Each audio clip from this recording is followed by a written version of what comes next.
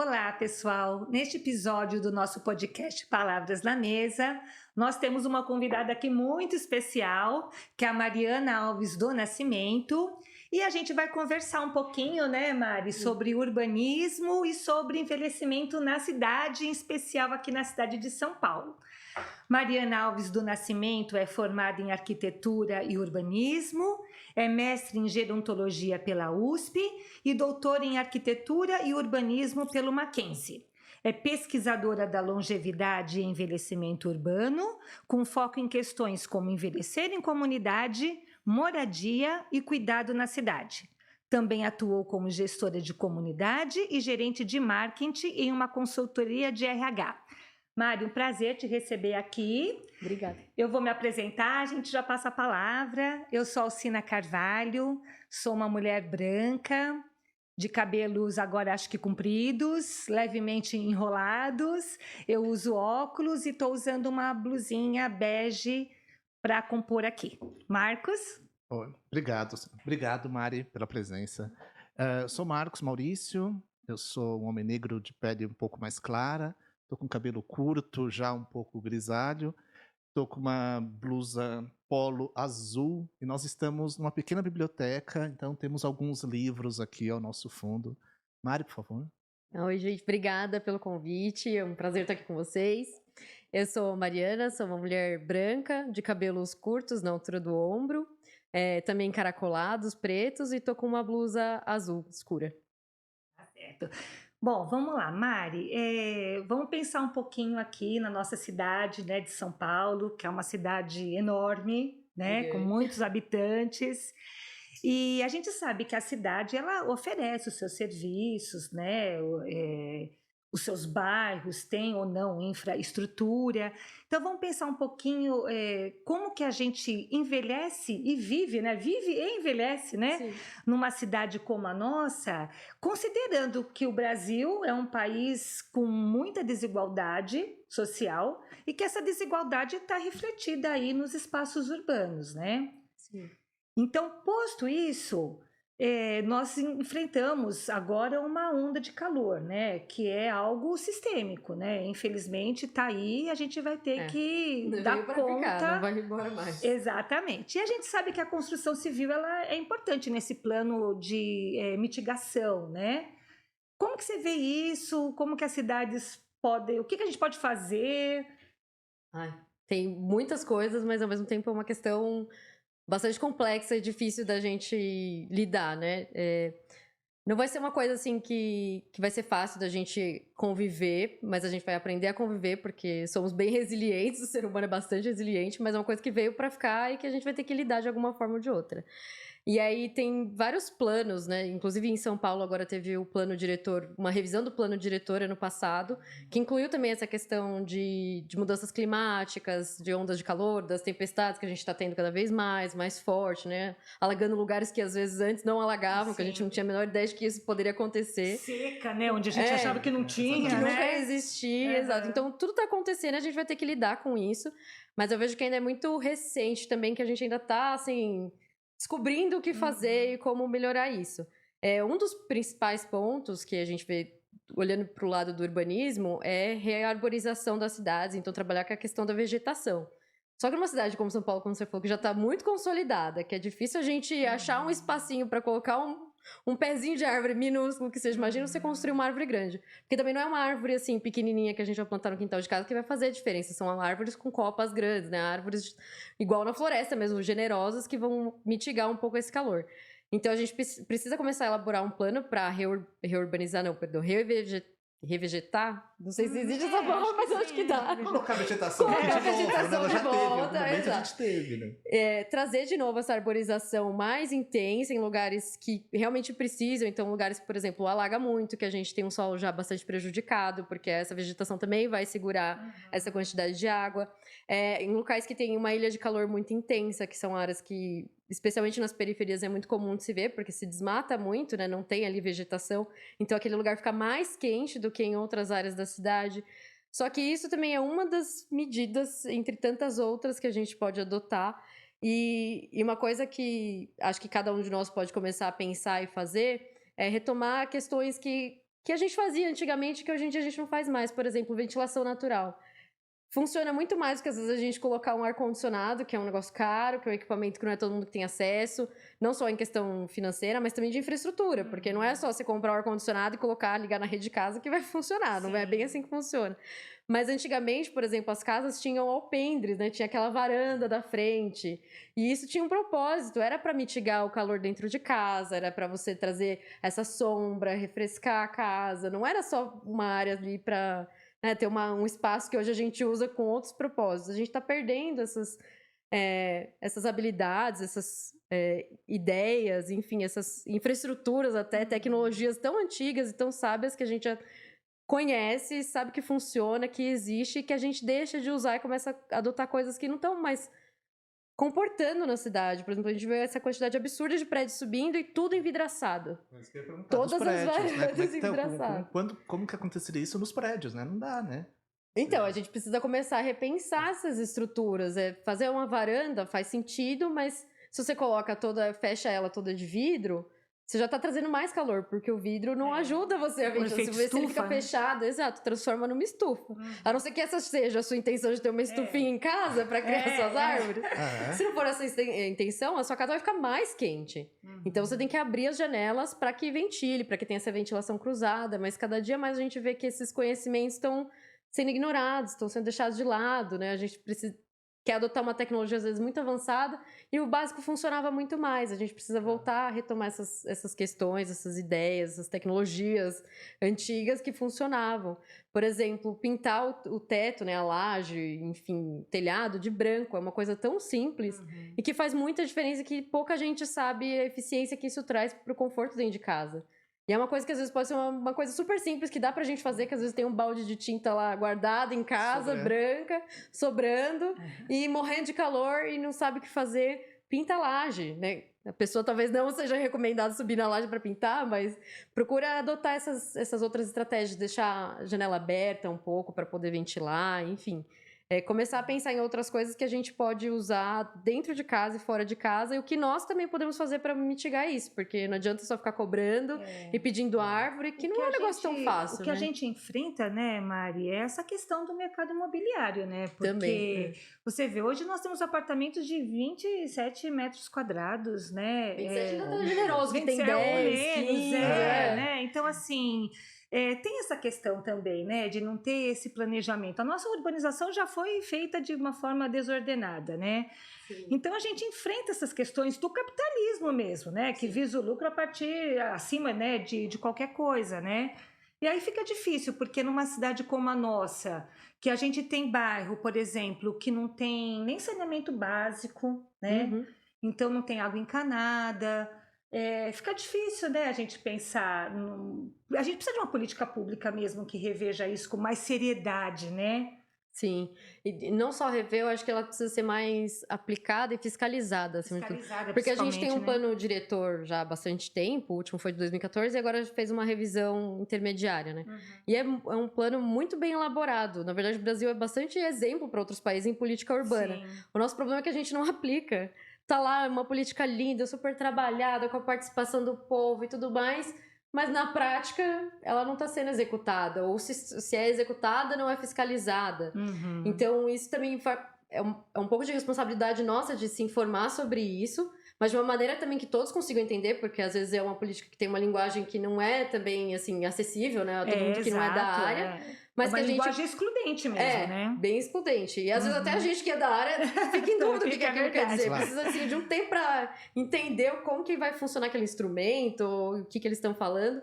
Mas como cidadãos a gente pode participar, por exemplo, de uma audiência pública, questionar, começar a ir atrás disso, entender. E uma coisa que, na verdade, São Paulo eu acho que também é bem diferenciado é que tem várias políticas que a prefeitura faz, tipo, cartilhas ou um guia, alguma coisa para tentar deixar um pouco mais acessível. E nessa não teve, né? Não. Das ondas de calor. Não, ainda não vi.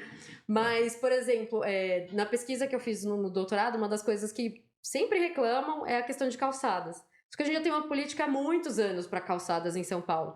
E que muita gente não sabe, acha, fica lá, eu quero uma política para calçada, a gente precisa de uma política para calçada. E já existe há muito tempo, mas as pessoas não têm conhecimento que ela existe. E como ninguém cobra que se faça calçada tal Exato. como é pedido, vai Não tem ficando, noção. né? E uma outra coisa importante, aqui em São Paulo, o dono do lote, né, a pessoa que é proprietária daquele lote, ela é responsável pela calçada. Ela tem que cuidar da sua calçada. Exato, né? tem muita gente que fala, mas ninguém vem aqui cuidar da calçada, mas é a sua calçada, você que tem que cuidar nesse caso. Então as pessoas não têm nem noção que isso existe, como ela funciona, mas tem esse guia que fala, olha, quais são os materiais mais indicados, como que você pode fazer, se você tem uma calçada com uma inclinação muito grande, porque a gente tem muita ladeira também, Sim. como você faz isso. Estreitas demais, né? Porque ela deveria ter uma largura mínima, né? Ou já tem, né? Deve ser o quê? 2 metros, sei lá. Não, acho que é um pouco menos. Um pouco menos, né? Eu acho que também muda, porque conforme muda o plano diretor, cada região vai ter algumas diretrizes para aquela área. Então tem regiões que sim vão ter calçadas um pouco maiores, porque às vezes tem um corredor de ônibus, um e aí movimento deve mais ter ruas intenso. que são muito menores, que também não dá para ter. Se Não tiver comporta, 2 metros de quadrado, exato. 2 metros de cada lado, não cabe carro passando no meio, por exemplo. Mal passa gente, né? Mal Com passa gente. carro, Se a gente for pensar que o carro, infelizmente, claro. é prioridade, né? Exatamente, ninguém vai pensar políticas que não sejam né? primeiro no carro. É, né? primeiro do Isso carro. É impressionante. Você tinha falado de lugares que alagam muito, né? E a gente tem esse problema em pontos específicos da cidade. Às vezes acontece em pontos onde não era comum acontecer e acaba acontecendo. Mas por esse desenvolvimento absolutamente desordenado que a gente tem da cidade. Você pega um rio Tietê, que era cheio de curvas, e você deixa ele reto. E claro, a água vai passar mais rápido. Em algum lugar que ela vai parar, ela para e sobe. Não tem como não subir. Então isso, imagino que a cidade tenha se transformado a partir dos rios. Não sei se você viu muito de... Surgiu a partir dos rios, né? Um pouco a conformação de São Paulo, mas também se transformou por causa disso. Porque quando a gente começa a desenvolver ferrovia, ela passa em cima do Tietê, do lado do Tietê, para chegar em São Paulo, do lado do Pinheiros, né? Naquela região da Lapa e tudo mais. E depois vai se desenvolvendo as rodovias. Então aí vai criar marginal por conta dessa expansão de rodovia, da priorização do automóvel à frente de outras coisas, né? E tudo isso, sim, a gente começa a popular, mas a ocupação ali das margens se dá muito depois, na verdade, com pessoas morando, né? Porque no começo tinha muita indústria, eram grandes terrenos, então alagava, mas ainda não era uma coisa assim tão grave, né? De deixar as pessoas sem casa, enfim, uma situação assim absurda. Mas depois, conforme foi crescendo a cidade, já não tinha mais lugar pra morar. E aí você vai morar onde? Onde tem espaço. E onde tinha espaço era onde ninguém queria, que era perto dos rios. Ir, né? Você tem condições econômicas. Hoje vai cada vez mais pra periferia, né? Então também esses lugares que você falava, vai ter um desmatamento acelerado nas periferias da cidade, porque as pessoas precisam morar. Precisam. E aí, pra você morar, você vai deixar a árvore lá, você vai botar a sua casa no meio. Então. Né? Que é tudo uma questão de prioridade. Mas o curioso é que no último censo também teve uma redução no tamanho das cidades. Então tem um certo movimento que, tipo, cresceu muito, mas agora tá começando a diminuir porque já não tem mais pra onde crescer. Na verdade, não é porque, assim, não tem gente chegando, não tem gente ocupando espaço, mas é porque não tem mais lugar pra crescer. Né? Chegou no final, Ocupou tudo que dava, porque ainda a gente tem algumas áreas ali protegidas que ainda, às vezes, você consegue controlar um pouco, mas não tem mais pra onde ir, né? A gente já ocupou tudo que dava. E agora, como que a gente vai fazer pra melhorar o que já tá feito, né? O que já tá ocupado? Porque você não vai tirar as pessoas dali. Ou vai tirar as forças e elas vão pra outro lugar, não vai adiantar, né? Então, o que você vai fazer com isso ou com as pessoas que estão ali? Tem questões assim, muito complexas que a gente precisa adereçar, mas que são difíceis e que envolvem, assim, não só urbanistas, sim, claro, a gente tem que estar envolvido, mas também outros profissionais e outras áreas. E que eu vejo que às vezes se envolvem pouco. Sim. Talvez não por falta de interesse, mas por falta de oportunidade, de conhecimento, saber que pode participar, que pode opinar, que tem que estar junto. E a gente tem que ir nesse movimento de incluir mais pessoas com diferentes conhecimentos, com diferentes formações, de diferentes áreas, diferentes idades. Porque cada um vai viver a cidade da sua própria forma, né? De um jeito muito diferente. Quem mora no extremo sul não vive da mesma forma que quem mora no extremo leste. Mesmo sendo, às vezes, duas regiões desprivilegiadas, né? Com muitas dificuldades, mas são realidades completamente diferentes dentro de uma mesma cidade, que é muito louco da gente pensar, né? Você falou, né, o Marcos também comentou dessa expansão, né, para as periferias e até as áreas que não deveriam, né, ser usadas, digamos assim, mas que a pessoa não tem outro lugar, então ela vai para lá, né? E geralmente essas pessoas, geralmente não, mas muitas delas já são refugiadas ambientais, né? já saíram de outras regiões por Ah. conta de enchente, né, de desmoronamento, seca. de seca. E aí elas acabam indo para a região que dá para ir e enfrenta outros problemas, né, Mari? Então É uma vida inteira de batalhas, É você uma correndo vida atrás inteira e fugindo, não acaba de nunca. batalhas, né? E a gente percebe que como não há, né, ninguém que olhe, né? Ninguém que faça, né, uma política séria, né, para que a gente consiga reverter isso, né? Porque a gente está falando de seres humanos, né, que estão por Sim. aí, né, sofrendo, né, e etc e tal. Nessas ondas de calor, né, a gente conversava, né, Marcos? O pessoal que mora na rua aqui no centro, onde nós estamos, não tem nem água potável, não tem água para beber, né? Sim. Então, Apesar que a gente teve um monte de dia perto dos 40 graus na cidade de 40 São Paulo, coisa que a gente não graus. tinha, Nunca, né? E vai ser cada vez mais comum isso, né? Até que a gente passe dos 40 é, e aí comece a ser os 35, seja o normal. Normal. Mas é É. isso, é assim, todo dia. De vez em quando tem um calorzinho maior, chega a 42. exato. Esse é o meu medo, né? O grande medo Bem que eu tenho. tranquilo, É. assim, 42. De que o 35 passe a ser normal. Você falou, né, Mari, sobre a questão das árvores, né? Os trabalhadores, né, que trabalham na rua mesmo ali, né? Não tem árvore, não tem nem sombra, né? Não. Então é um problema bem sério, né, que a gente está enfrentando por aí, né, e que vai afetar na questão do envelhecimento, né? Vai. Né, Mari? Já tá afetando e vai cada vez piorar. Porque como que é esse envelhecimento na cidade, né? Acho que a gente podia falar um pouquinho sobre isso. E primeiro te perguntar, né, se existe alguma diferença entre a velhice e o envelhecimento. Existe. A gente usa às vezes como sinônimo, mas envelhecimento é o processo. Então, desde o dia que a gente nasce, ou até antes, a gente considera antes, a gente está envelhecendo. É um processo que vai durar a vida inteira até o dia que a gente morrer. E a velhice é uma fase da vida. Então, no Brasil, as pessoas idosas são consideradas a partir dos 60 anos, mas em outros países é a partir dos 65. Talvez a gente mude também essa faixa. Mas não é porque, virei a chave, 65, agora eu sou uma pessoa velha. Não é assim que funciona, né? É uma fase da vida e que tem várias características, mas que não tem, assim, um determinante de começar... começa nessa idade, começa com esse ponto. Tipo, me aposentei, agora entrei na velhice. Não tem um determinante. Então, a gente usa vários aspectos para direcionar, para englobar aquela fase da vida. Diferentemente da infância, por exemplo, que a gente tem até... Não sei exatamente a idade, mas que a gente tem uma idade de falar, essa é a primeira infância, a segunda infância, juventude, tudo mais. A gente tem mais marcadores, especialmente de idade, né? Agora, na velhice, não. A gente não tem esse marcador fixo, temporal, de que, tipo, Parece que passou dos 60, 65, vai ser tudo a mesma coisa. E não é. São pessoas muito diferentes, é muito heterogênea a velhice, né? Porque a gente tem pessoas de 60 de uma forma, pessoas de 90 de outra, e todas estão englobadas na velhice, mas elas são muito diferentes. Claro. E mesmo de 60, você pode conhecer uma pessoa que com 60 tá super frágil, debilitada, precisando de cuidado, demandando, assim, uma atenção muito grande, e outras de 60 que estão em plena atividade. E aí, como que você usa esse mesmo critério se são pessoas tão diferentes, né? E por isso que a gente sempre enfatiza que é uma fase da vida muito heterogênea, muito diferente, que a gente não pode falar... até, né, Mari? Sim, a gente não pode falar que é né? tudo igual, que é uma coisa homogênea, que é um grupo único. Não existe isso, em nenhum lugar do mundo existe isso. Tem uma diversidade imensa aí, né? Sim.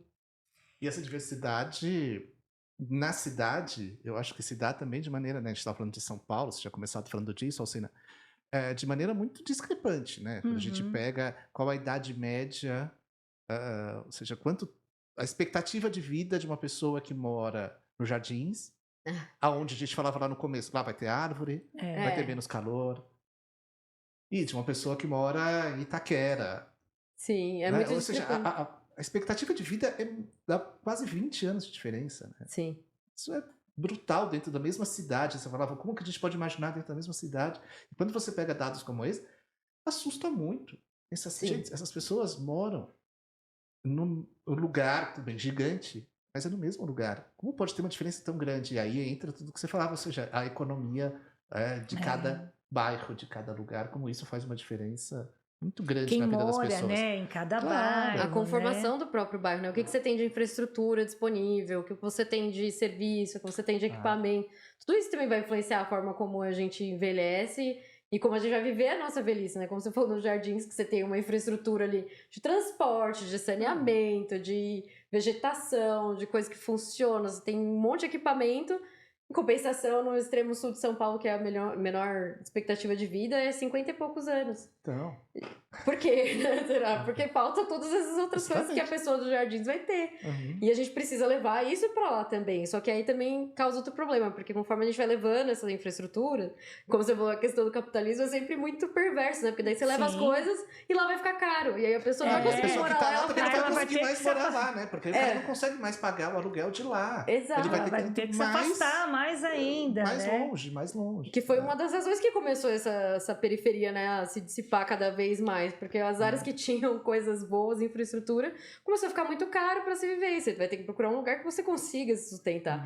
E aí cada vez mais você vai indo longe e vai ter que levar essa infraestrutura. Então ficar correndo atrás do próprio rabo, né? Assim, você tem que pensar em uma forma que isso funcione para as pessoas, mas que não vá onerar mais a vida delas. Pelo contrário, que elas vão ter uma qualidade de vida melhor, né? Que vão conseguir ficar lá. E assim, né, Mari, a desigualdade tá aí, tá posta, né, e a gente não quer vê-la, né?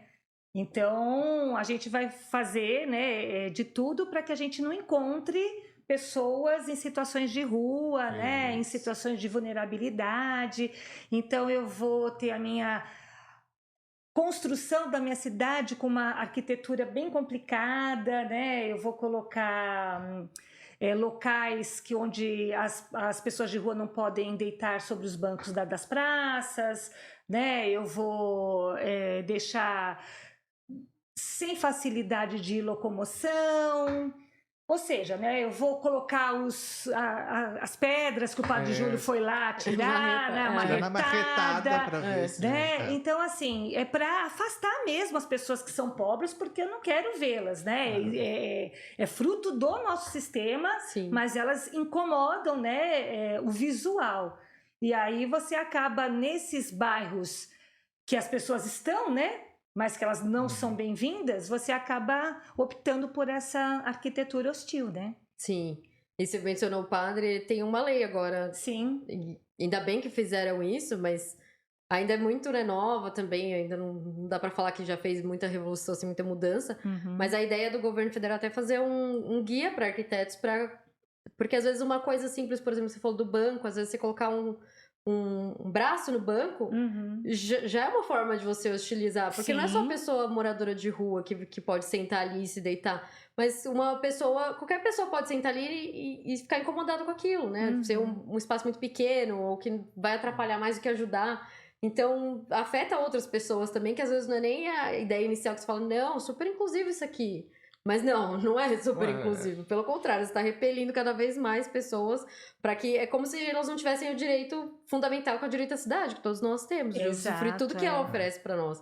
E as pessoas, em qualquer situação, têm esse direito. Não é só de quem mora nas partes mais privilegiadas ou do mercado, das construtoras. Esse direito é de todos. E a gente tem que reivindicar. Porque elas já são mais privilegiadas, exato, né? Elas já não saíram é uma coisa natural, uma coisa muito construída, né? Socialmente construída. Socialmente construída. Mas já são, né, mais privilegiadas, né? Sim, já estão no ponto de partida muito da frente dos outros. E ainda tô querendo que a gente não chegue lá.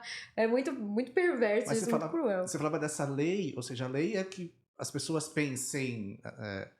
na minha construção, eu não vou fazer tal coisa, eu não posso fazer tal coisa. Porque acho que é diferente. Teoricamente é pra não poder, mas aí como vai funcionar depois, se na prática vai ser assim mesmo. Ou se eu vou continuar colocando pedrinhas pontiagudas na frente da minha calçada pra ninguém deitar não poderia aqui, né? agora, mas não sei como que vai ser essa questão de fiscalização depois, porque é bem recente, acho que é do ano passado, retrasado. E que se chama Lei Padre Júlio Júlio Lancelotti.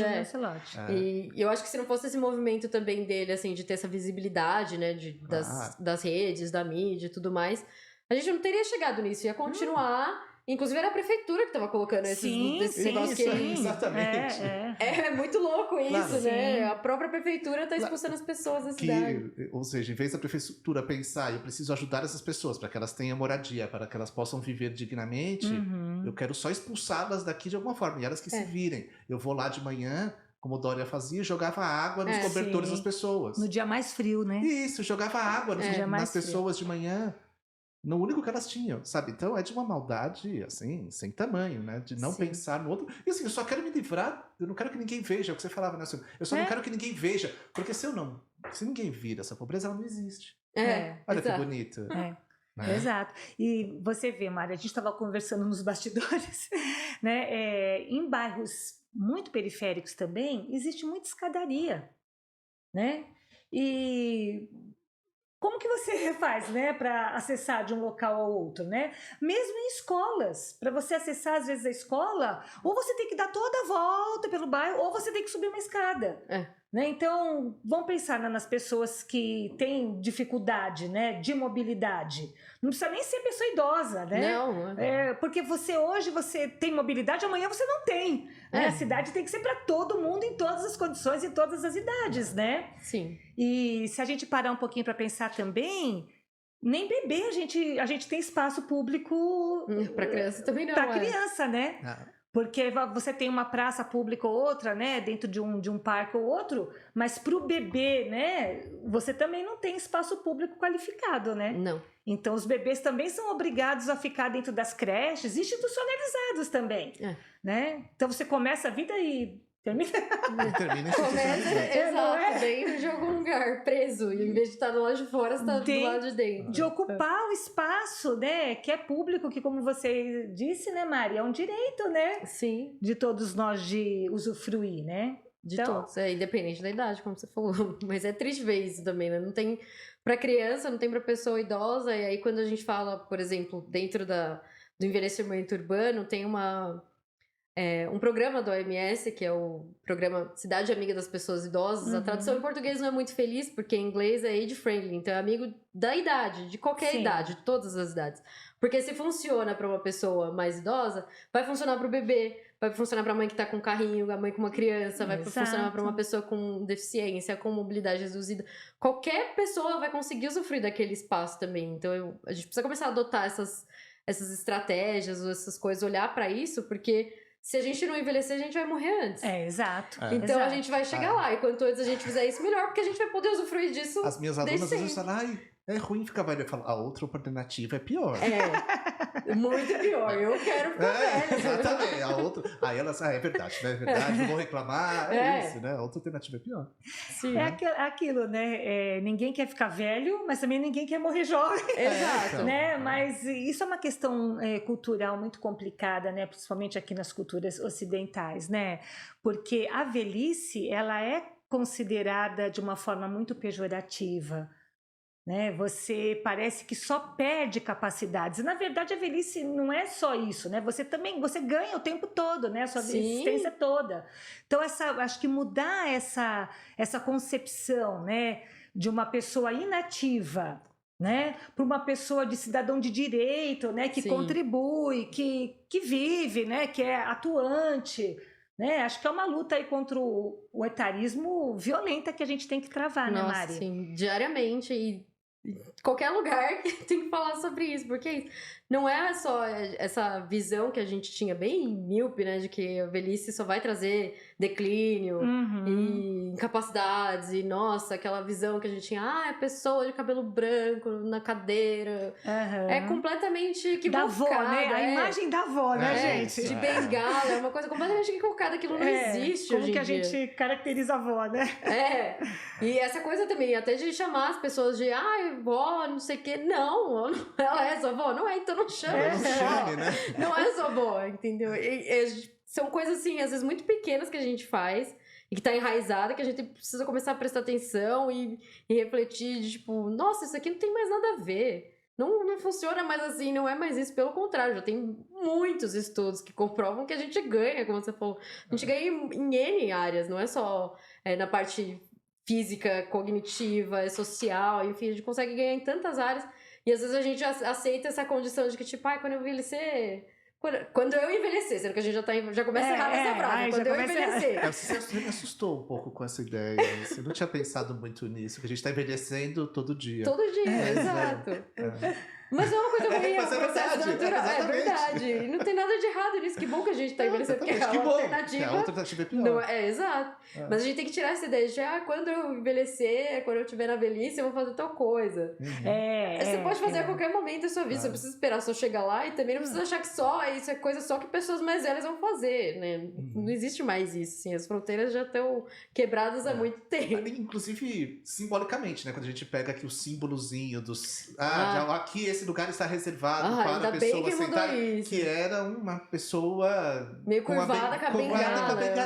Aquilo. Ou seja, aqui é o lugar dela, agora não, é 60 mais, né? Então, que bom, o né? símbolo mudou, né? Um pouco. E esse etarismo que você falava, pega de todos os lados, né? Hoje conversava com o Jean e ele falando da Paola Oliveira sofrendo... Porque ela já tá velha, não serve mais para o carnaval. Com 40 e poucos anos, né? É a Paola Oliveira, é a linda, Paola né? Oliveira. Linda. Ninguém fala mal do Paola Oliveira, é absurdo isso, entendeu? Como assim? Entendeu? Mas, ou seja, sofre o tempo inteiro, né? As pessoas, por não parecerem com... ter mais de 20 anos já não serve mais. Não tem que ser, né? A gente aprende muito, a gente que trabalha muito com pessoas, né? Já que passaram dos 60, às vezes dos 70, dos 80, a gente vai vendo que elas sabem muito e podem muito o tempo inteiro, né? Essa questão do etarismo tem que ser muito pautada porque ela se reflete nas manifestações das pessoas, né? No comportamento das pessoas, né? E para a mulher... isso é mais complicado, porque o homem fica mais charmoso quando ele fica de cabelo branco. O clássico. Olha o Marcos, que charmoso que tá. Grisalho. Né? O Jean aqui, o Pedro novinho. O Pedro mas aqui, né? A gente tá, né? Não, fica charmoso. Agora, nós, ainda bem, né? Que agora essa discussão tá vindo, né? Com mais força e já estamos revendo algumas coisas. Hoje você tem a opção de ficar com o cabelo branco ou não. É uma opção. Antes você era obrigada a não ter cabelo branco. Né? Não, se você coloca cabelo branco, você envelhece. Né? E hoje não. Hoje você fala, não, eu vou ficar com cabelo branco porque eu gosto de me ver assim, etc e tal. E muitas acabaram assumindo isso, eu acho, na época da pandemia. Eu percebi muito isso com as minhas alunas.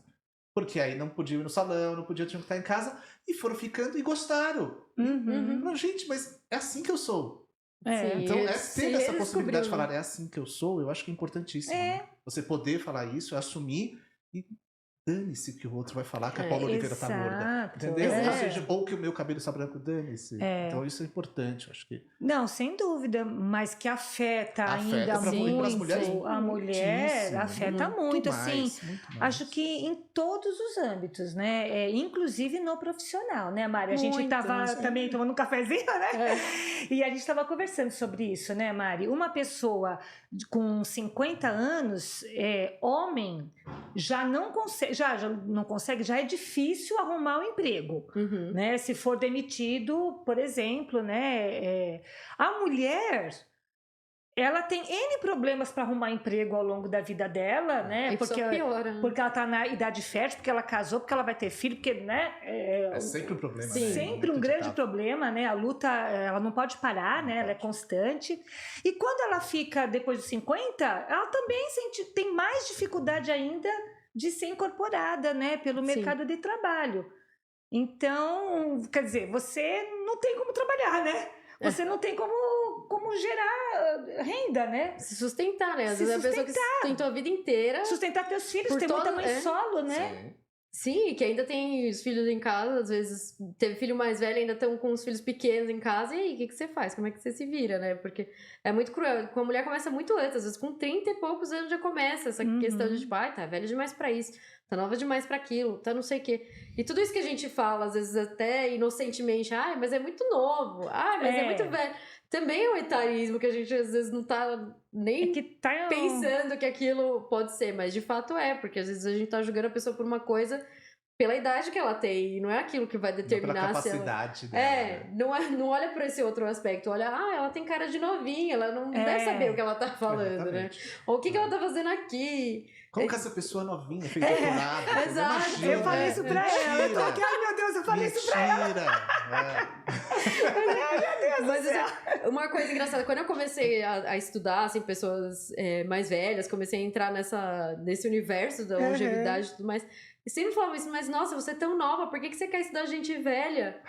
Olha o Mas o que preconceito, tem uma né? coisa a ver com a outra? Primeiro de tudo e o segundo. Preconceito. E porque eu quero chegar lá. Então, se eu quero É. chegar lá, eu quero saber como que eu vou me preparar pra chegar bem. E também quero fazer diferença pra pessoa que já tá lá, porque eu quero um dia chegar lá também. E pensa Né, como então- poderia ser também assim, né? Você tá com 65, começando a fazer um doutorado sobre pessoas mais velhas. Fala, nossa, mas você vai começar a estudar agora? É, Você não tem mais sempre tem idade pra alguém- estudar. Sim.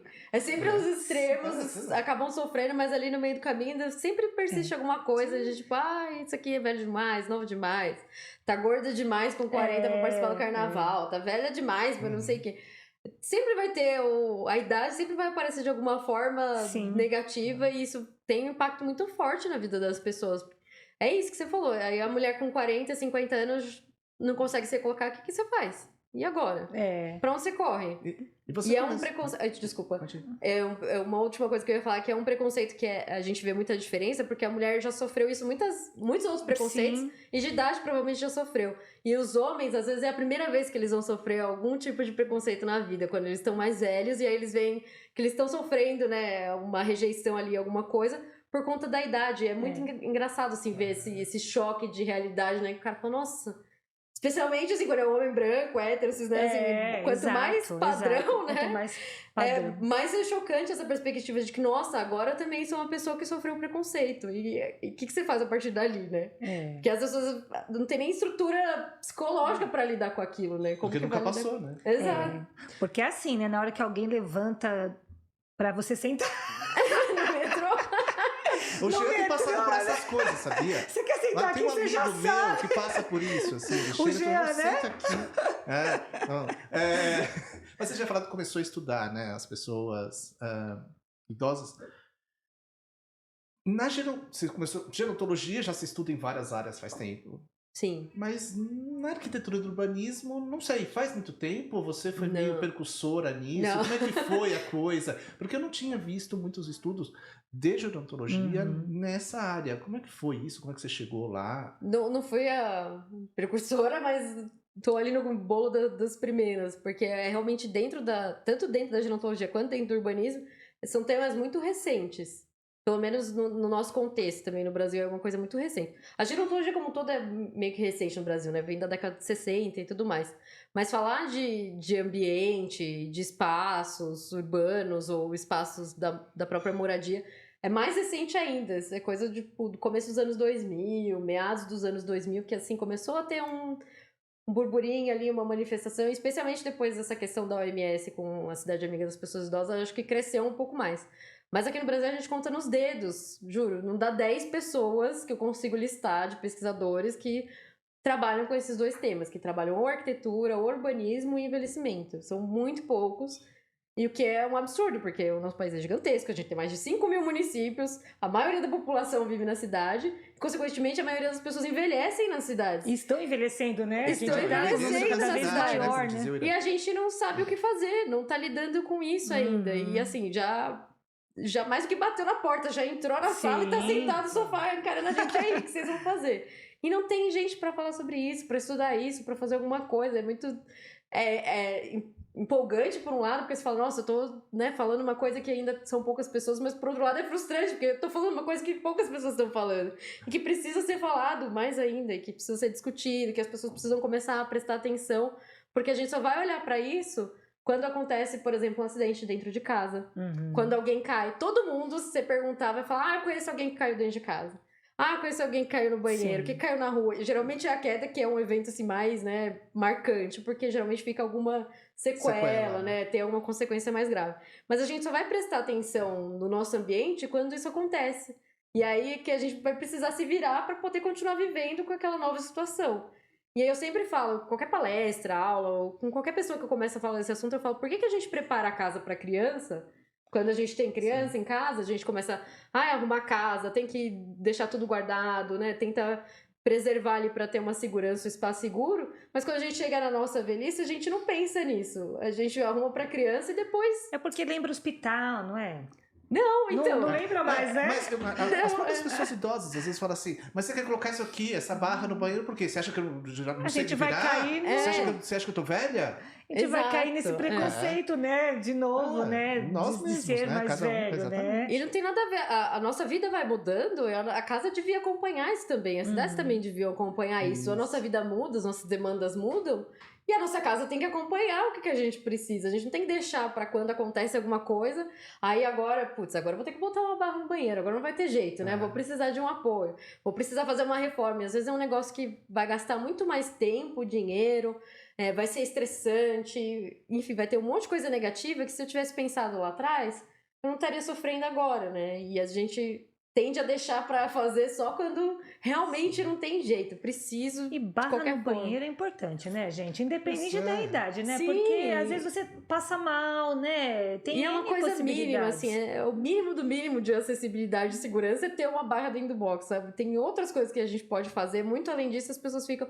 E hoje em dia também não é aquela coisa, só tem aquela barra, Uhum. um tipo de barra, uma coisa assim, feia. Não, já tem um monte de opção no mercado, um monte de variedade. Tem barras diferentes para diferentes funcionalidades também. Então, às vezes, a gente ainda tá com aquela ideia também de que vai ficar com cara de De hospital. hospital, é. E não é mais assim, pelo contrário, tem muita coisa muito bonita, assim, de design mesmo, coisa super bacana, que vai deixar a sua casa, às vezes, até mais valorizada. E a gente ainda fica aquele estereótipo aquele preconceito de, ai, não, vai ficar com cara de De hospital. que eu não sou vai ficar uma velha, coisa- né? Eu não sou velha. que eu não preciso Não disso. preciso, né? É velha é sempre o outro, quem vai precisar é sempre Claro. o outro, nunca vai ser eu. Até o dia que acontece alguma coisa, aí você precisa. E a queda, né, para uma pessoa mais idosa, a gente sabe das complicações, né? Pra qualquer pessoa. Pra A gente qualquer tá pessoa, né? arrisco a qualquer momento. Eu falo que, inclusive, quem sai comigo na rua até sofre um pouco, porque eu sou muito. Eu atravesso na faixa, eu olho, eu fico andando pra rua olhando. É difícil, porque eu tenho muito medo de cair, é uma coisa muito louca Não, isso. Porque eu sei que pode ser um evento que, assim, pode mudar a sua vida completamente. Cair Exato. quebra cotovelo, tá? Você sabe, né? Cair quebra cotovelo, não é legal. Não é legal. Eu lembro, eu acho que eu fiquei assim, um pouco de trauma, que eu tinha uma vizinha que caiu na rua, na Brigadeiro, Luiz Antônio. Eu nunca vou esquecer isso, porque toda vez que eu passo lá, eu fico com medo de cair. E ela quebrou o fêmur, e nunca mais ela Nossa, conseguiu andar direito. Então eu fico. Gente, olha isso, e foi da minha infância e me marcou aquilo tanto que hoje eu morro de medo de andar e cair. Aqui mesmo, né, Mari, no centro. Andar aqui nas ruas do Nossa, centro é um desafio, dificílimo, né? é um desafio, exato. Porque é extremamente irregular, né? Eu já tropiquei Fala várias de vezes. buracos, sim. né? Aqui na frente do CFCL agora tem um buraco gigante, né? Um buraco. Porque tem uma corda passando, sei lá o que, aqui num fio, no meio da rua, já há mais de 3 meses. É. Que tem um Me fio fala o buraco. desta largura passando no meio da rua aqui. Exato, e a gente às vezes, né, anda distraído, tropeça. Exatamente. E uma outra coisa, isso que eu falei, por exemplo, da barra ser meio que o mínimo no banheiro, uma outra coisa que às vezes a gente não se liga que pode ser uma causa de queda é o calçado que a gente usa. Por isso que quando a gente fala de adaptação, às vezes vai do indivíduo até assim o nível urbano, porque são coisas às vezes que são detalhes que a gente não presta atenção, que a gente não vê, que acha que tá tudo bem, e aí você tá usando, quando você vai ver o calçado é o pior possível pra você usar, Sim. porque vai te dar uma propensão muito grande de cair, porque o olho não tá ajustado, porque o solado não é adequado. Escorrega. E são coisas assim que você fala, nossa, não deve ser isso, e era, né? Era essa a causa, às vezes, Exatamente. que você pode corrigir uma coisa tão simples quanto trocar aquilo, né? Usar uma outra E coisa. o próprio equilíbrio, né? Agora você tá falando, a gente tá falando de tropicar, e eu sou uma pessoa que vive tropicar pelas ruas aí. Aqui, você sabe, né? No Cinesp, a gente tem as nossas lutas sindicais, né? E a gente tem esse local que nós estamos aqui, né? Que é o CFCL Benê do Cinesp, que é o Centro de Formação, Cultura e Lazer. E a gente tem essa proposta dessa formação cultural, né? Então a gente tem atividades para a mente, para o corpo, né? E uma delas é o Tai Chi.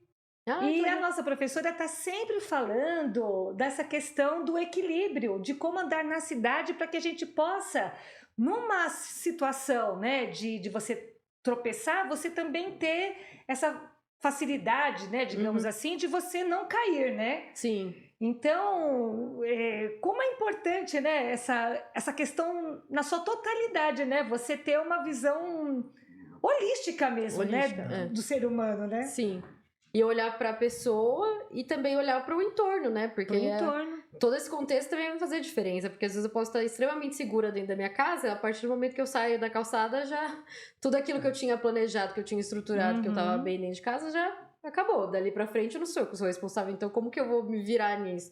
E pra gente envelhecer bem, a gente precisa olhar pra todos esses pontos, né? Então, pra questão de saúde mental, saúde física, de equilíbrio, de funcionalidade, de autonomia, do ambiente onde a gente tá, seja dentro ou fora de casa, lugares que a gente frequenta, o trabalho. São tantas coisas que a gente precisa olhar que é muito importante também que a gente vê. Pra você envelhecer bem é só você comer, seguir a dieta do não sei onde. Isso, É só você comer não sei o quê, né? Fazer de tal não coisa. é só isso. Não é muita coisa que a gente precisa prestar atenção. E quanto mais cedo a gente começar a fazer isso, melhor. Mas também nunca é tarde demais pra gente começar. Porque isso muda a nossa vida e isso melhora as nossas condições. Com certeza. Às vezes pode não ser hoje que a gente vai perceber, mas daqui a um tempo vai fazer diferença. E nesse espaço que você falou do fora de casa, às vezes dentro de casa eu tô seguro, no fora de casa nem tanto. A gente tinha falado bastante de São Paulo, essas coisas das ruas esburacadas, ruas com degrau no meio da rua, você tem escada no meio do acesso de um lugar para o outro. Mas tem cidades no mundo hoje que tem funcionado? Ou seja, que está sendo pensada para que as pessoas possam envelhecer bem e estar seguras? Tem cidades já pensando mais nisso? Tem, mas se eu te falar, essa cidade é perfeita, não existe. Nenhuma vai estar assim num nível... Pelo menos pensando sobre, né? Sim, tem. A OMS, a própria OMS, depois que eles lançaram esse guia, eles começaram a criar uma rede global de cidades amigas das pessoas idosas. E hoje tem mais de 100 cidades no mundo inteiro. No Brasil, a maioria das cidades são no Paraná, o que é bastante curioso, porque aí é uma iniciativa do governo estadual de ir atrás disso, de incentivar que as cidades façam todo o trabalho de diagnóstico para levantar as necessidades das pessoas, o que elas comentam, e a partir disso trabalhar planos de ação. Mas ainda a gente vê que é só um movimento de que, assim, daquele lugar, daquela região do Paraná que está acontecendo, em outros lugares ainda é muito insípido, assim, uma coisinha aqui, outra ali algumas que em acontece. Goiás, né? Acho que no interior Rio Grande de do São Sul, Paulo também do interior de São Paulo tem, né? Mas ainda assim, são poucas as que a gente pode falar que, olha, realmente esse lugar é exemplo, sabe? Que funciona bem. No exterior tem mais, primeiro porque eles têm mais recursos, então isso faz toda a diferença. Sim. E quando eu falo recurso, não é só financeiro, até de recursos humanos mesmo. Às vezes a gente tem muita boa vontade, mas não tem quem faça. Eu tenho contato com algumas dessas cidades do Paraná e eu percebo isso, especialmente os funcionários que estão lá, os funcionários públicos que estão fazendo esse trabalho todo, eles querem fazer acontecer, mas eles não têm gente para fazer acontecer. Às vezes não é nem... Até tem o recurso financeiro, mas não tem quem execute. Então não adianta, você precisa de uma série de coisas para fazer aquilo funcionar. E lá fora acaba tendo mais, né, uma chance maior disso acontecer. Primeiro porque já estão investindo nisso há muito tempo, e segundo porque eles têm muito mais recurso.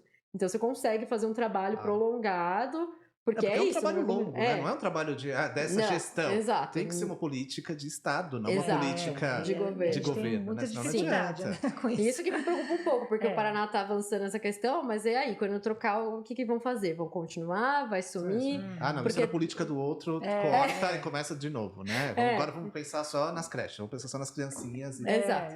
Pode ser isso. E tem que ser para todo mundo, né? Essas cidades amigas, né? Do idoso, é isso, né? O nome? Em português ficou cidade amiga da pessoa idosa, mas pessoa idosa, né? Eu gosto de falar que são cidades amigáveis, porque não é só amigo, idoso, né? Não é só exato, cidades amigáveis para todos, porque o age, né, do original em inglês é de qualquer idade, não é só de pessoas mais velhas. Mas de novo, como eu disse, se for para pessoas mais velhas, vai funcionar para outras também, né? Então, ela leva em consideração a arquitetura, assim, de casas com materiais sustentáveis? Ou não? É só uma questão de organização do bairro mesmo, de estar mais próximo? Eles olham para o guia, né, a ideia inicial da OMS, inclusive foi um médico brasileiro que liderou, que foi o Dr. Alexandre Kalash, criou lá quando ele estava na OMS na meados de 2000. Eles olham para 8 áreas, e eu trouxe uma colinha porque eu nunca lembro as 8 áreas de cor, então eu tive que anotar para não falar nenhum errado. Participação social, respeito e inclusão social, participação cívica e emprego, comunicação e informação, apoio comunitário e serviço de saúde, espaços abertos e prédios, transporte e moradia. Então, quando a gente implementa esse programa, né, esse diagnóstico, a gente vai olhar para todas essas áreas, então essas 8 esferas, e aí a partir do que as pessoas relatam, vai traçar um plano de, olha, isso aqui tá bom, isso aqui não tá tão bom, a gente pode fazer isso, pode fazer aquilo, vai trazer esse diagnóstico. E então, a partir daí, traçar essas ações ou iniciativas, enfim, o que quer que seja que a gente pode fazer para tentar melhorar essas questões. Só que ainda é uma coisa muito genérica, eu diria, muito ampla. Mas para quem não tem nada, é um começo, é uma coisa muito boa. Sim. Mas para você chegar no detalhe, por exemplo, de então tá bom, a gente tá precisando de outras opções de moradia aqui, outros exemplos, até porque, por exemplo, no Brasil hoje a gente tem, ou você envelhece na sua casa, você vai continuar lá, ou se você tiver alguma debilidade, alguma condição física que te impeça de continuar morando sozinho com a sua família, você vai para uma ILPI, para uma instituição de longa permanência. A gente tem só esses 2 modelos hoje em dia. São os antigos asilos, que não pode falar mais. Exato. E que também já não são mais aquele modelo que a gente conhecia. Então depois você fala isso pra gente também. Então a gente só tem essas 2 opções. A gente não tem outras opções de tipos de moradia que atendam outras necessidades. Porque às vezes eu quero continuar morando no meu bairro, mas eu quero continuar morando sozinha. Não quero ir para uma ILPI. Às né? vezes Não quero tem uma morar outra IL que não é EPI, que não é de... as pessoas passam só o dia, né? centro-dia. O centro-dia, né? Que Isso. o idoso vai, passa o dia, tem atividades durante o dia e depois E volta para casa. Eu já vi como creche, mas é centro-dia, né? É centro-dia. Porque se a gente pensar em creche, aí traz outra Já questão traz de outra infantilizar questão. a pessoa idosa, Certo. que são coisas diferentes. Sim. Mas... E que é grave também, né? Sim, outro problema. Mas, por exemplo, a gente só tem esses 2 tipos de moradia, basicamente, no Brasil hoje. Então, a gente precisa ainda pensar em outros modelos para daí, quando a gente... tá bom, então vamos trabalhar com outros modelos. E aí, sim, a gente, dentro desses modelos, então vamos pensar numa possibilidade mais sustentável, que seja mais inovadora, que tenha materiais sustentáveis e tudo mais. Mas nem o modelo tem, quanto mais o tipo de habitação. Então, a gente tá, assim, um passo atrás.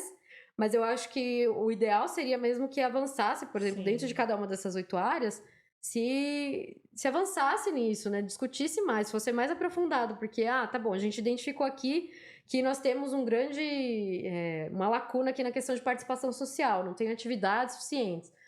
Vamos oferecer, então, um programa aqui super estruturado de atividades. Tá, e depois disso, o que a gente faz? E como que a gente vai fazer isso acontecer? E aí a gente começa a oferecer, as pessoas vão participar? Sim.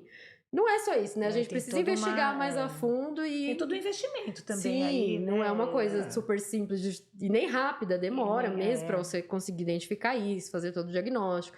Até porque a gente também não tem essa cultura de participar, por exemplo, de pesquisa, de se voluntariar, de se engajar nesse tipo de discussão. Coisa que você perguntou se lá fora tá mais avançado, lá eu sinto que tá um pouco mais por essa questão de participação cívica, que aqui vocês estimulam, eu acho isso super importante, porque a gente precisa se engajar nessas coisas. E do nosso lado pesquisadores, a gente precisa de pessoas participando das nossas pesquisas. Sim. Às vezes a nossa dificuldade é conseguir participantes. Pessoas que respondam o que a gente quer saber para daí levar para o poder público ou para outras organizações, enfim. Se as pessoas não querem, né, participar disso de uma maneira mais ativa, a gente também não tem muito o que fazer, porque a gente depende Aí é difícil fazer política pública quando você não tem a participação popular, né? Fica difícil. E se você não tem dados, como que você vai lá chegar no poder público para pedir, demandar uma coisa, se você não tem dados para comprovar aquilo que você está pedindo, né? Não tem argumentos. A gente precisa das pessoas participando, se engajando. Seja aqui, seja nas universidades abertas, em qualquer área, assim, participem, interajam, engajam, porque aí vai fazer a diferença lá na frente, a gente conseguir avançar nisso, aprofundar, entender quais tipos de moradia, voltando, a gente gostaria de ter. Porque não adianta eu falar o que eu quero, não sou só eu, né? Não importa só a minha opinião, Você tem que da respeitar a opinião do idoso Exatamente. também, né? Sim. E Mari, nessa sua pesquisa, né? Não sei se você teria esse dado, mas os idosos preferem ainda envelhecer na sua casinha lá ou prefere, ou já está tendo uma expectativa assim de mudança, de querer envelhecer mais perto de outras pessoas, até nessas casas, né? Que hoje, como você falou assim, são as ILPIs, né? Então, hoje que não são mais aqueles asilos que a gente tinha, né? Vou falar da minha infância, que a sua não. Da minha infância, né? Que a gente pensava, né? Naquelas velhinhas abandonadas, né? Aquele cenário bem triste, né? Que ainda tem, né? Existe. Que ainda tem, né? Sim. Mas que hoje a proposta né, é outra. Sim, Embora sim. aí a gente vai cair de novo nessa questão socioeconômica, né? Mas vamos pensar nessa daí que tem uma proposta boa, né? Essas pessoas que têm essa condição de pagar, né? Porque a maioria, acho que todas são privadas, acho que São Paulo não tem. Tem pública e tem filantrópica, beneficente, tá. que aí a pessoa não paga. Certo. Bom, então tá. Então, nesse cenário, o que você acha? As pessoas preferem ainda ficar em casa ou preferem, sabe, não, vou envelhecer perto de outras pessoas, porque meus filhos estão longe, porque muitos idosos moram sozinhos, Sim. né? Então, meus filhos estão longe, já. O que você tem esse dado? Da pesquisa que eu fiz, essa ideia da gente continuar envelhecendo na nossa casa, no nosso bairro de escolha, é o que eu chamo de envelhecer em comunidade.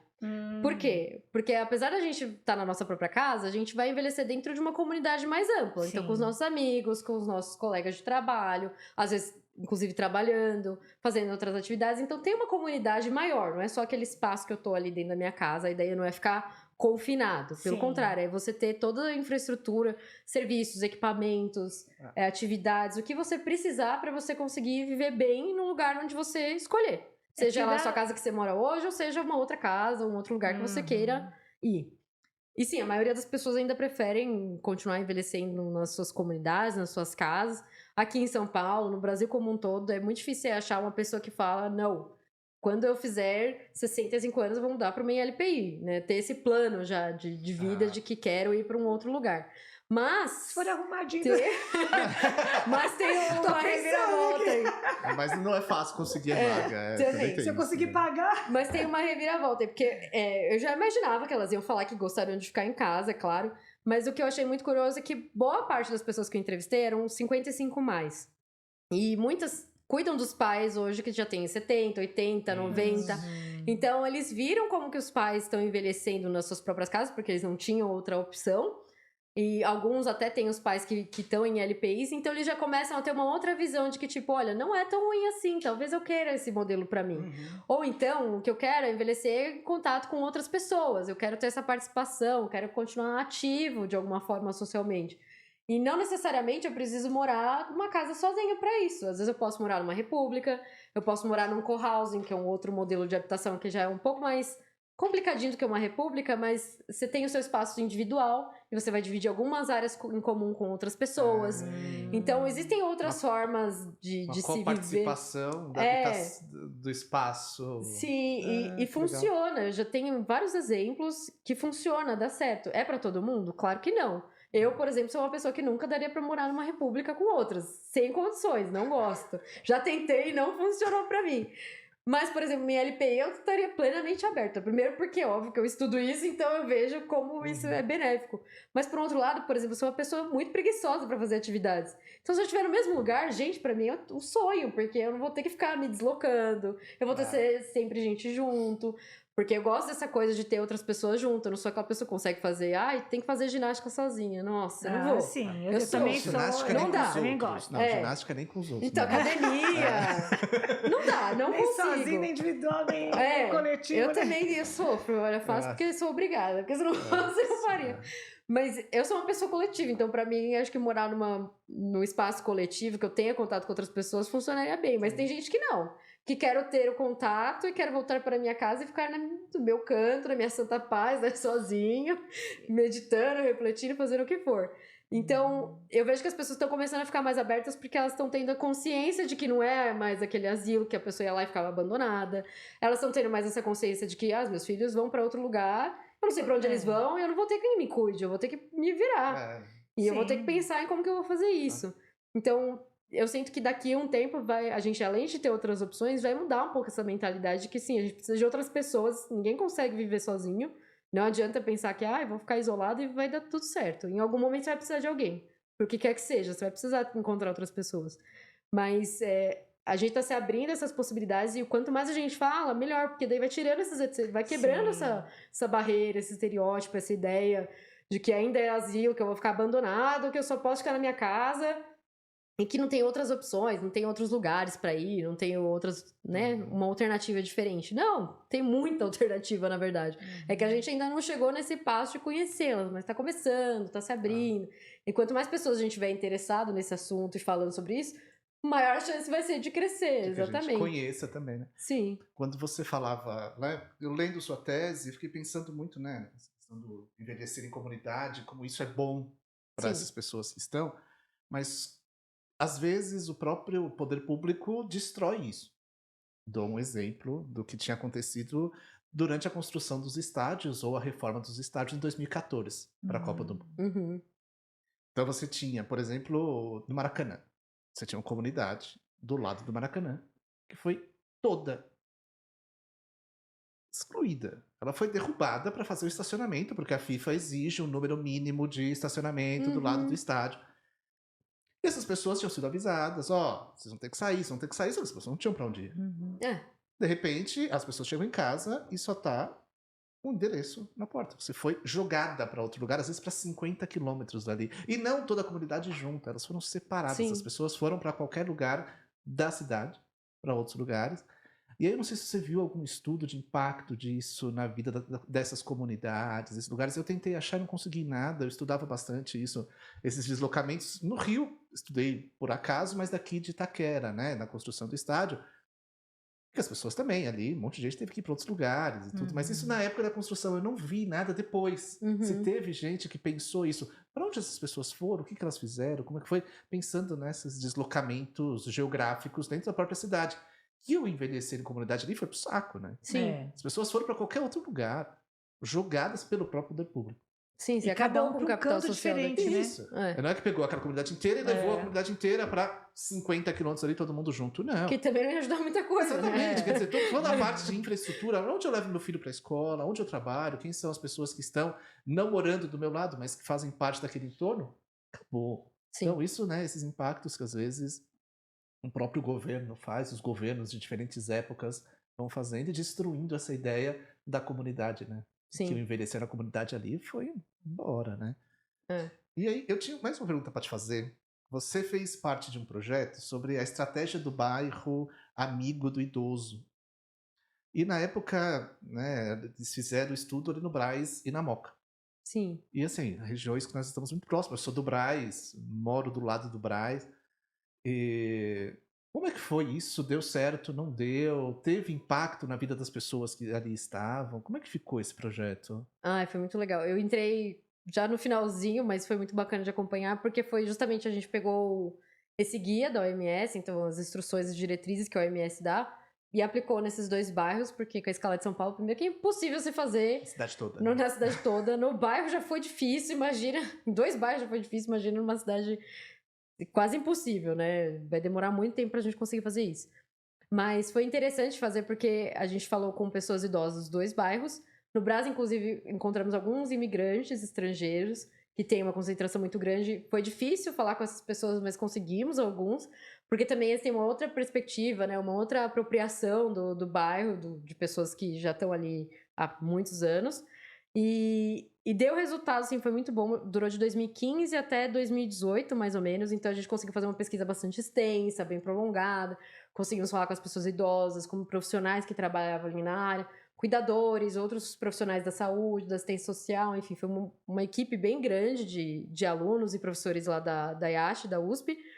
E aí, o que, por exemplo, no Brasil eles trouxeram de problemas foi a questão do lixo, do comércio, a violência, especialmente os estrangeiros falaram muito disso, porque eles se sentem mais vulneráveis ainda do que os brasileiros. Na Moca, já trouxeram outras questões, tipo a calçada, as áreas que alagam ali no Baixo Moca. Mas também tem coisas muito positivas. Por exemplo, na Moca eles falaram essa questão desse senso de comunidade, esse capital Somoquense, social. né? É muito forte Muito aquilo. forte. E é uma coisa que as pessoas veem como muito positiva, porque você conhece as pessoas, você sabe quem mora ali. E mesmo que você seja uma pessoa nova, ela faz parte, ela virou moquense também, né? Ela já é adotada pelo bairro. E no Brás também teve essa vantagem de ter ali o comércio, de ser muito bem localizado, de ter uma infraestrutura muito boa, de transporte, principalmente. Outra coisa que eles reclamaram é a falta de hospital, que não tem hospital no Brás.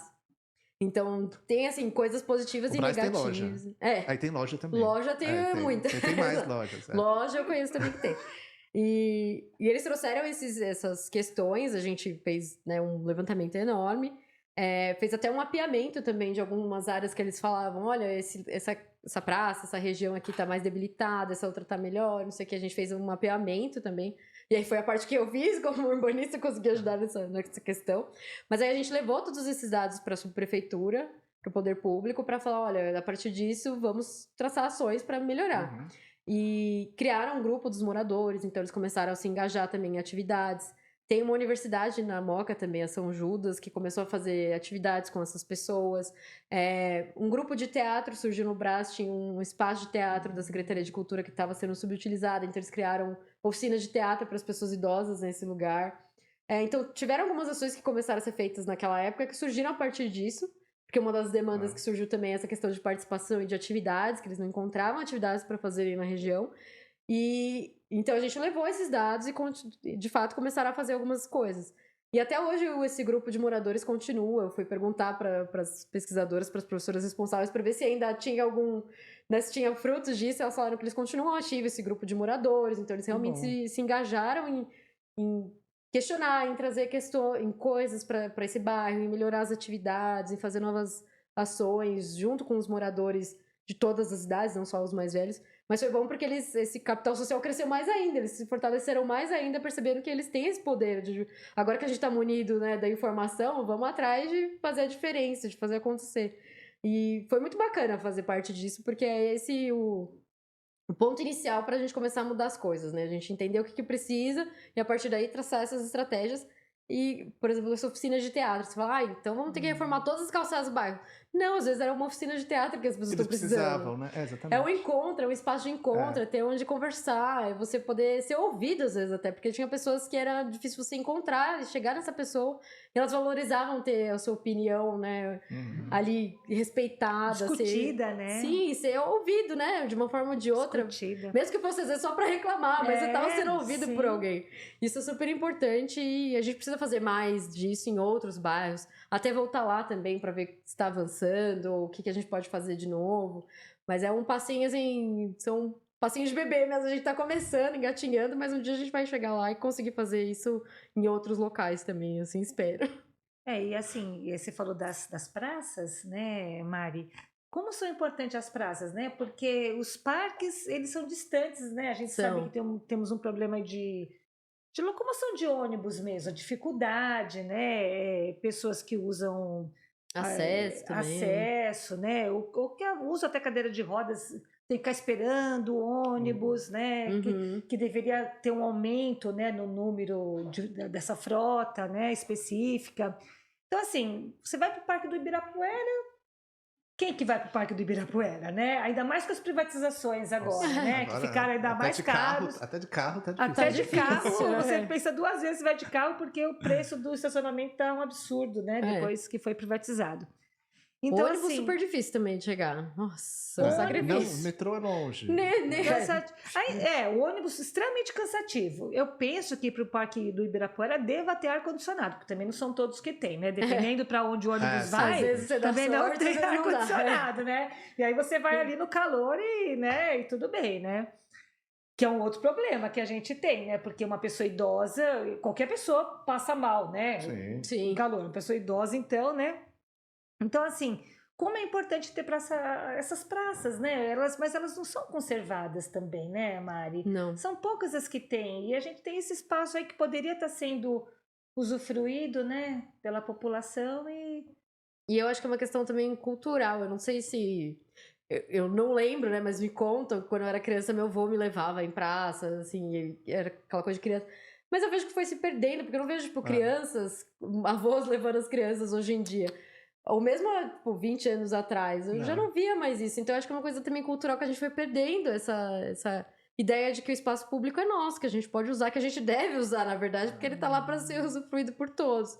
E aí, perdeu essa questão, né, de usar essas áreas, e aí foi ficando cada vez mais largada. Ninguém usa, então não precisa de manutenção, então não precisa de cuidado, então não precisa de equipamento, precisa de nada, né? Só que se a gente começar a reconquistar esses espaços, a tomar eles e usar, vai ver uma mudança muito grande. Porque eu vejo, por exemplo, o Serete na Moca, que é um parque super bem aproveitado, tem uma infraestrutura muito boa. E como mudou depois que o Serete, né, foi mudou inaugurado, muito. né?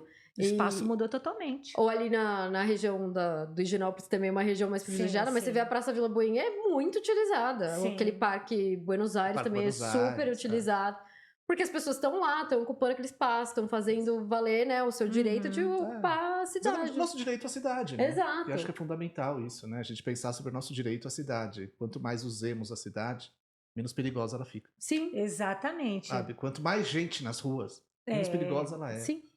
Então, isso eu acho que é fundamental que a gente pense, né? Para todos, não só para quem está envelhecendo, para quem é criança, que a gente use a cidade. Né? Com Acho que isso certeza. é Mas importante. é bem isso mesmo, né? Porque essas regiões que tem aqueles murões, né? Aquelas coisas nada toda, ninguém vai e ela fica cada Lógico. vez mais É. perigosa. Morumbi é perigoso, né? lógico, né? É claro, Você tem passa gente 1 na quilômetro de rua. muro, né? Não tem nada do seu lado. Só tem uma avenida no meio e do outro lado mais 1 quilômetro de muro. Tudo bem. Vai ser perigoso mesmo. Pouca Exato. iluminação, não tem ninguém na rua. Então, difícil. Estão falando Que já e deu. a gente já passou o horário. Ai, meu Deus. Você acredita nisso? A produção aqui, a gente explicou da produção, né, Mari? Nossa, gente, foi muito rápido, não. Mari- Conta direito aí, gente. Esse pessoal não sabe fazer conta, eu acho. Você entendeu? olhou direito. Mari, então eu vou pedir para você fazer suas considerações finais, para a gente já encerrando, por favor. Ai, gente, eu quero agradecer, Ju. Foi muito bom, passou Bom, muito bom demais. rápido, não acredito. Foi uma delícia estar aqui com vocês. Obrigada pelo convite mais uma vez. E a única mensagem que eu quero deixar é ocupem, como o Marcos falou, ocupem os espaços, usem a cidade. A gente tem direito a isso, é nosso direito fundamental Exatamente. usar a cidade. E quanto mais a gente usar, mais segura e mais qualificada ela vai ficar. Porque se a gente não...